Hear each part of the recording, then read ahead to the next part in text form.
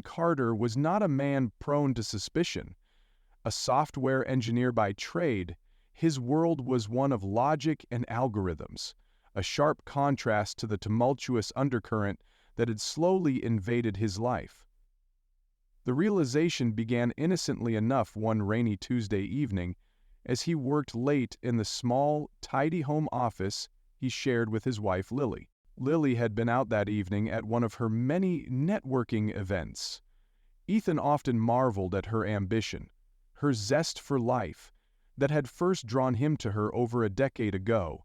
Yet, over the past few months, subtle changes in her behavior had begun to weigh on his mind. Late nights, hurried phone calls, she would end abruptly when he walked into the room, and a new, overly cautious lock on her laptop had all painted an unsettling picture. That evening, as thunder rumbled in the distance, Ethan glanced at her laptop, left uncharacteristically open on the kitchen counter. His pulse quickened at the sight of an unfamiliar application still running. It was an encryption software, its interface filled with lines of code he recognized from his work experience, but had never seen Lily use. As he stared, a single document labeled Final Transfer caught his eye. The rational part of Ethan's brain warned him to leave it alone, to trust the woman who had been his confidant and partner for years. But the growing unease was too strong. He sat down, his fingers hovering above the keys as he began to search for a way into the file. His initial attempts were thwarted. Lily had used a robust password. However, a recent update to the encryption software provided a clue. The program saved incomplete versions of files temporarily. It took him less than 20 minutes to recover a fragment of the document, just enough to see a set of numbers, a bank account detail he didn't recognize. Ethan's breath caught. The account wasn't theirs, and the numbers suggested a balance that was far too large for Lily's salary as a mid-level executive. His heart raced as the possibilities swirled. An inheritance she hadn't mentioned? A secret investment? Or something more sinister? Before he could process further, he heard the unmistakable hum of Lily's car pulling into the driveway. Panic set in, and he hastily closed the laptop, retreating to his office as if nothing had happened. Moments later, Lily's cheerful voice called out as she entered the house. "Hey, honey, you still working?" Ethan forced a smile as he poked his head out. "Yeah, just wrapping up a few things. How was the event?" "Boring as usual," she replied breezily, setting down her purse. "I'm gonna grab a shower." As she disappeared down the hallway, Ethan slumped in his chair, the weight of what he had seen settling like a stone in his chest. He knew he couldn't confront her. Not yet. He needed answers, and he needed proof. But as he stared at his reflection in the dark screen of his monitor, one thought haunted him. What would he do if his worst fears were confirmed?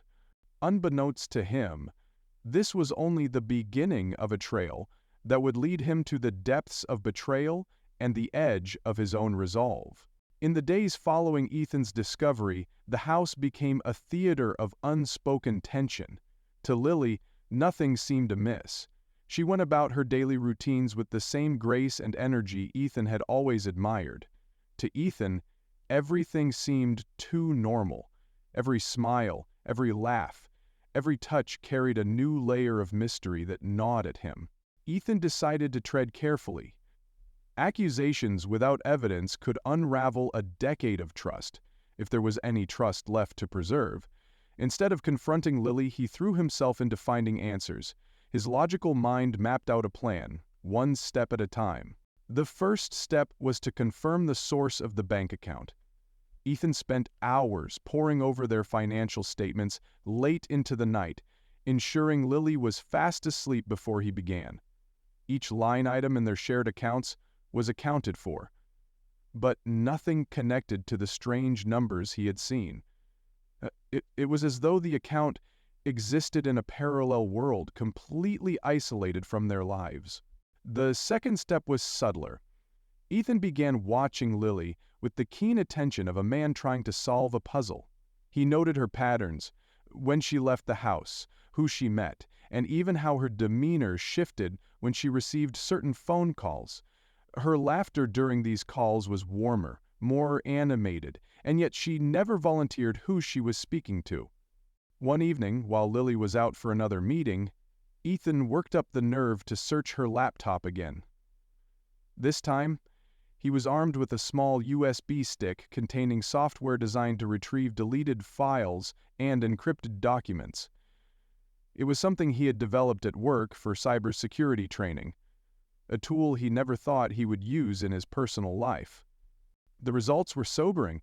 Among the recovered files were emails and spreadsheets detailing transactions between Lily and an individual named JB. The correspondence hinted at elaborate plans involving financial transfers, off-the-books meetings, and cryptic references to timelines and completion. Ethan's stomach churned as he clicked through each file. One email in particular caught his attention. It read, "Final stage. Once Ethan signs off, everything will fall into place. Just keep him in the dark a little longer." The words struck Ethan like a physical blow. Someone had written his name in connection to this secret. Worse, Lily had been a part of the conversation. He saved every file to his USB drive, careful to leave no trace of his intrusion. As he closed the laptop and sat in the dim light of his office, a creeping sense of isolation washed over him. Who was JB? What was this final stage? And why did it require his involvement? The following morning, Ethan made a decision. He needed professional help. The fragments of information he had were enough to spark doubt, but insufficient to construct a full picture. That's when he reached out to Detective Lauren Hayes, an old acquaintance and private investigator known for her discretion. Detective Hayes was sharp, no nonsense, and meticulous. Within days, she began piecing together a trail from the information Ethan had provided. Her findings painted a troubling portrait of Lily's activities. There were unexplained visits to a downtown building, frequent transactions at an upscale cafe known for hosting informal business deals, and a second phone number registered under an alias. "Ethan," Hayes said during their first in-person meeting, "what I'm seeing here isn't just personal. This looks like embezzlement. Your wife could be involved in something serious." Ethan felt the ground shift beneath him. Embezzlement? Lily? It sounded too absurd, too far removed from the woman he thought he knew. And yet, the evidence was mounting. Hayes promised to dig deeper, uncovering connections and relationships that Ethan couldn't see from his vantage point. At home, Ethan tried to mask his growing unease. He buried his emotions, forcing himself to act as though nothing had changed. But Lily's every movement felt heightened. Every word weighted with double meaning. Even their quiet evenings together, once a source of comfort, felt like a facade, a carefully constructed play performed just for him. The tension reached its peak one Friday night when Lily came home later than usual. Ethan, feigning nonchalance, asked about her evening. She hesitated, her answer vague and riddled with holes. "Just a work thing," she said, avoiding his gaze. "You know how it is. Boring spreadsheets and bad coffee." Ethan nodded, pretending to believe her. But in his mind, the pieces of the puzzle were beginning to form an image, one he wasn't sure he could bear to see completed. The investigation had taken on a life of its own, dragging Ethan deeper into the shadows of Lily's secret world. For every clue that Detective Hayes uncovered, a dozen more questions emerged. What had started as a whisper of doubt had grown into a deafening roar of betrayal. Ethan knew one thing for certain. Whatever Lily was hiding, it was bigger than he had ever imagined. And soon, it would all come crashing down. Ethan Carter stood in the kitchen, the dim glow of the refrigerator casting an eerie light over his tense features. In his hand was a printout of Detective Lauren Hayes's latest findings, details he had not yet dared to confront Lily about. The evidence was no longer circumstantial. It was damning. The bank account tied to Lily had processed over $300,000 in suspicious transactions over the past year.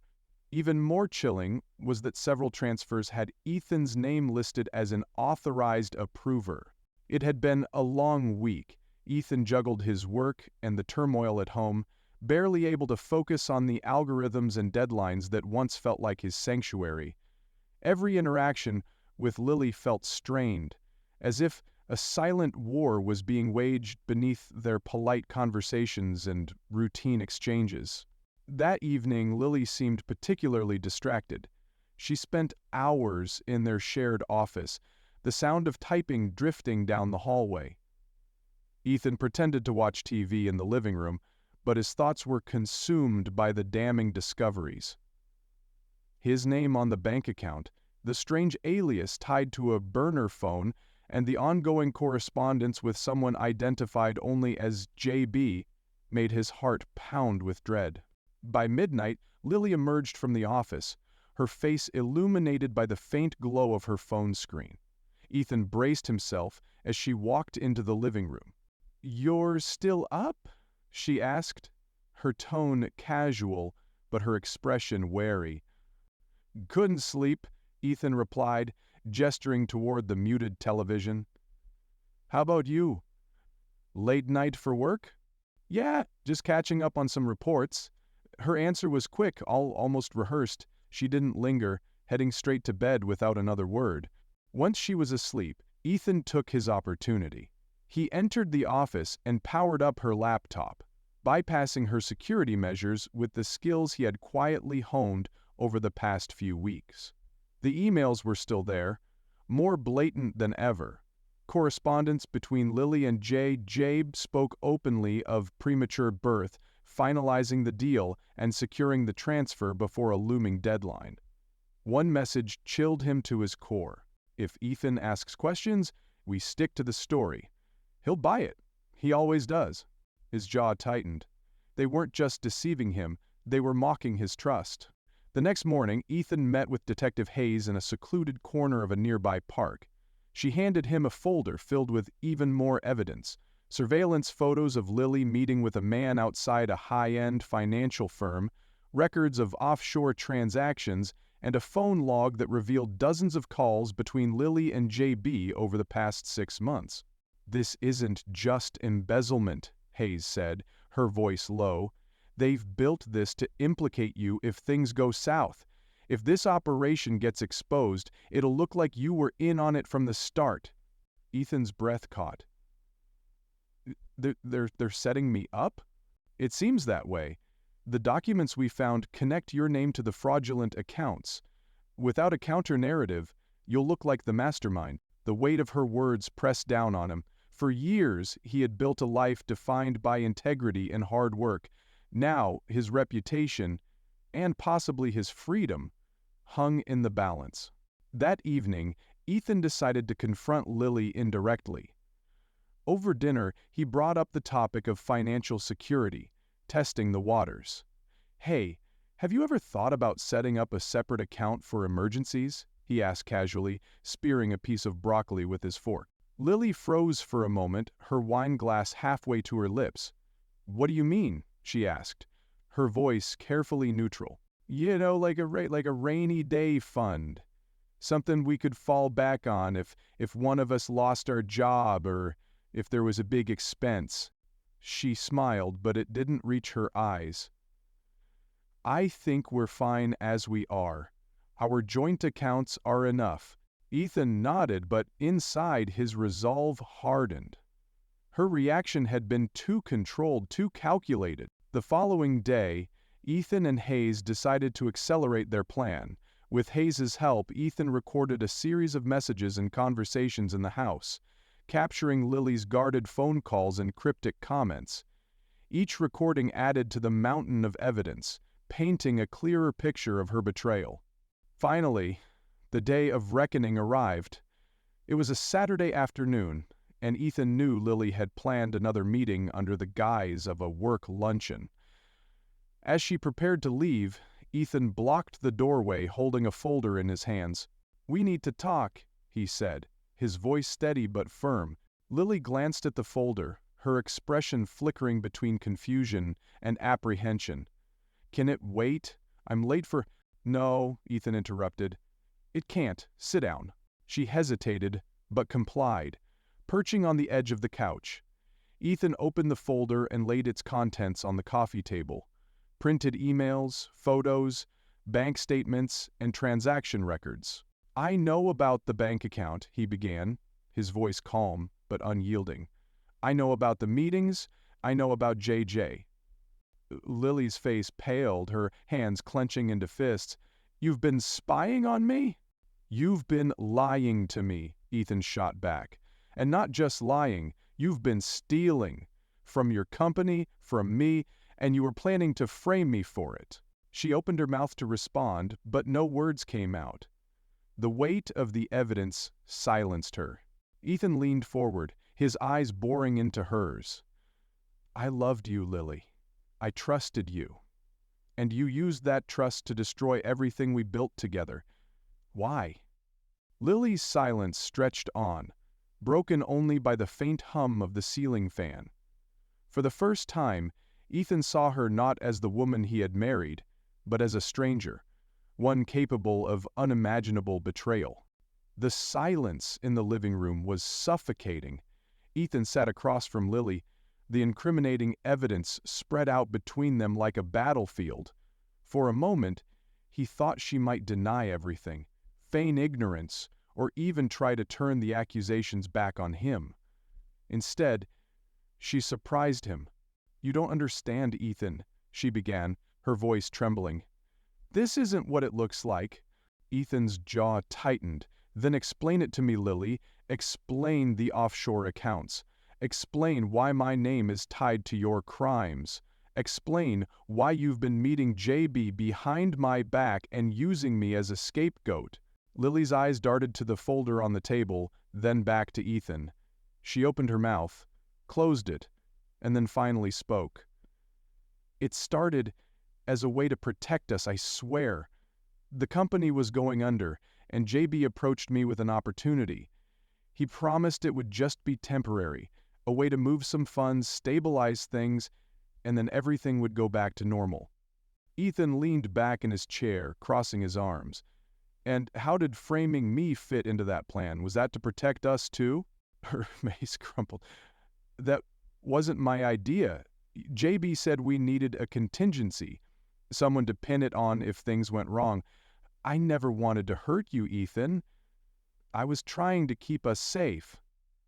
Ethan let out a bitter laugh, the sound hollow in the tension-filled room. "Safe? You call this safe? You jeopardized our marriage, our life, my career, everything I've worked for. And for what? Money? Power?" Tears welled in Lily's eyes, but Ethan couldn't tell if they were born of guilt, regret, or self-pity. "You don't understand how hard it is," she whispered. "Living in your shadow, always being the supportive wife, never having anything of my own. JB made me feel like I could finally take control of my life." Ethan stood abruptly, pacing the room as the weight of her words sank in. "So, this wasn't about us. It wasn't about protecting anything. It was about you, your insecurities, your greed." He stopped and turned to face her, his expression hard. "And now you expect me to believe you when you say you didn't want to hurt me?" Before Lily could respond, there was a knock at the door. Both of them froze, the tension thickening. Ethan glanced at the clock. It was earlier than he had anticipated, but he knew who it was. "Stay here," he ordered, his voice low and firm. He opened the door to find Detective Lauren Hayes standing on the porch, her expression a mixture of professionalism and determination. She stepped inside, her gaze flicking to Lily, who was now standing with her arms crossed, defensively. "Mrs. Carter," Hayes began, her tone polite but unyielding, "we need to have a conversation."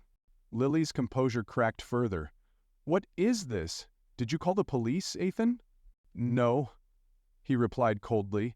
"I called someone who could help untangle the mess you've made." Hayes wasted no time. She laid out the legal ramifications of Lily's actions, from embezzlement to fraud and conspiracy to commit identity theft. Every detail was backed by the evidence she and Ethan had compiled, leaving no room for ambiguity. As Hayes spoke, Lily's defensiveness turned to desperation. "There must be a way to fix this," she pleaded. "I'll turn over everything. I'll testify against JG.